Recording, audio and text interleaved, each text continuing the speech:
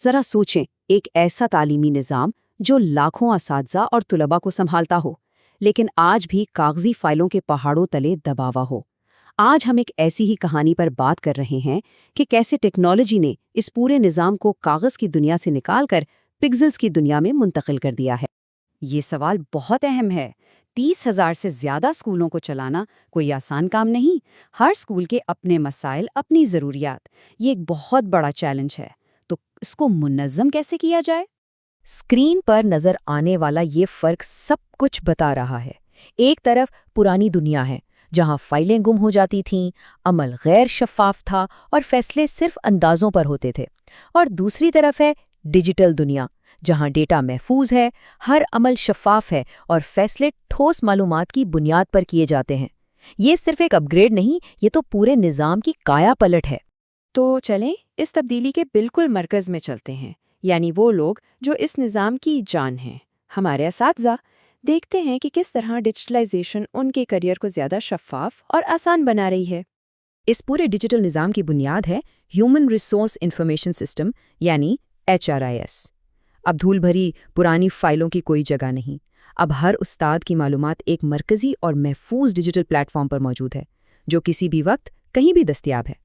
یہ سسٹم سمجھیں کہ ایک استاد کے پورے کیریئر کا ایک ڈیجیٹل نقشہ ہے۔ ان کی ذاتی تفصیلات سے لے کر تعلیمی قابلیت، نوکری کا ریکارڈ اور تبادلے کی درخواستوں تک سب کچھ ایک جگہ پر محفوظ ہے۔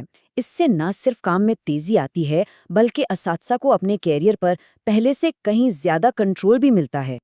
اچھا، تو یہ اصل میں کام کیسے کرتا ہے؟ چلیں ایک مثال لیتے ہیں۔ فرض کریں ایک استاد کی ترقی ہونی ہے۔ پہلے ان کے تمام کاغذات آن لائن ہی چیک ہو جاتے ہیں، پھر صرف ایک کلک سے سسٹم میں ان کا عہدہ اپ ڈیٹ ہو جاتا ہے اور فوراً ہی انہیں ایک ڈیجیٹل نوٹیفیکیشن بھی مل جاتا ہے۔ بس اتنا آسان، نہ کوئی تاخیر، نہ کوئی پریشانی۔ اب آتے ہیں ایک ایسے مسئلے کی طرف جو کسی بھی بڑے ادارے کی کارکردگی کو بری طرح متاثر کر سکتا ہے، اور وہ ہے غیر حاضری۔ دیکھتے ہیں کہ ٹیکنالوجی اس چیلنج سے کیسے نمٹتی ہے۔ اس کا جواب ہے بائیو میٹرک اٹینڈنس سسٹم، یعنی BAS۔ یہ ایک ایسا جدید نظام ہے جہاں آپ کا فنگر پرنٹ یا چہرہ آپ کی حاضری کی ضمانت دیتا ہے۔ اس سے یہ بات یقینی ہو جاتی ہے کہ حاضری صرف وہی شخص لگا سکتا ہے جو خود اسکول میں موجود ہو۔ اور یہ صرف فنگر پرنٹ تک ہی محدود نہیں ہے۔ چہرے کی شناخت اور GPS لوکیشن کی تصدیق، یہ سب مل کر اس سسٹم کو اتنا مضبوط بناتے ہیں کہ کوئی اسے دھوکہ نہیں دے سکتا۔ یہ ایک فول پروف حل ہے جو ہر طرح سے حاضری کو یقینی بناتا ہے۔ اور اس کا سب سے بڑا فائدہ کیا ہے؟ اس سے بڑی پنچنگ کا خاتمہ ہو جاتا ہے، یعنی اب کوئی اپنے دوست کی جگہ حاضری نہیں لگا سکتا۔ اس کا مطلب یہ ہے کہ ہر استاد کو اپنی ذمہ داری خود اٹھانی پڑتی ہے، جس کا سیدھا اثر تعلیم کے معیار پر پڑتا ہے۔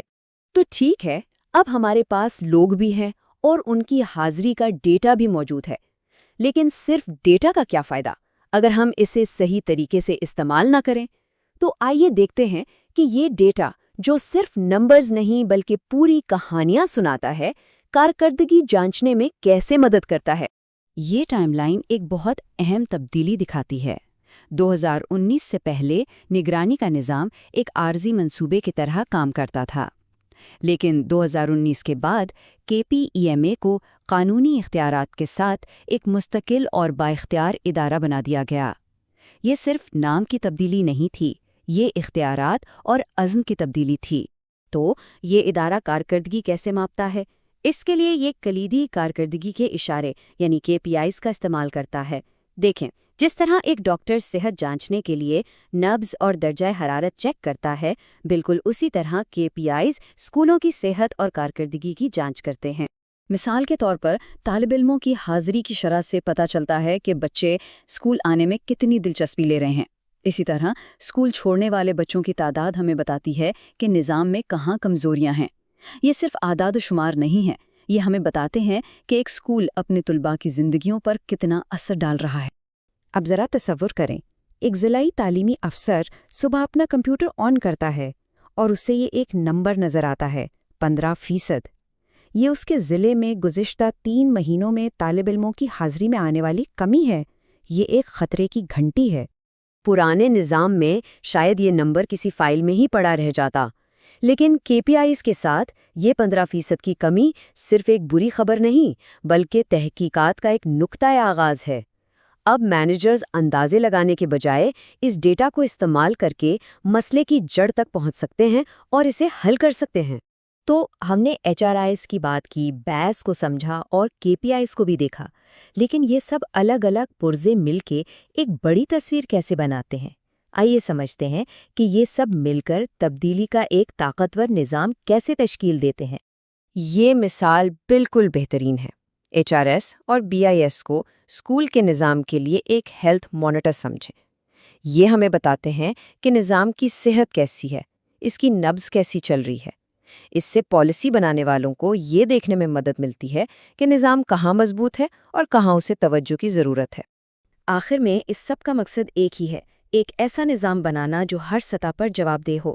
یہ شفافیت کے ذریعے اعتماد پیدا کرتا ہے، بہتر فیصلوں کی راہ ہموار کرتا ہے اور اساتذہ کے لیے انصاف کو یقینی بناتا ہے، اور سب سے اہم بات یہ ہے کہ یہ ہمارے طلباء کے لیے ایک بہتر اور روشن مستقبل کی بنیاد رکھتا ہے۔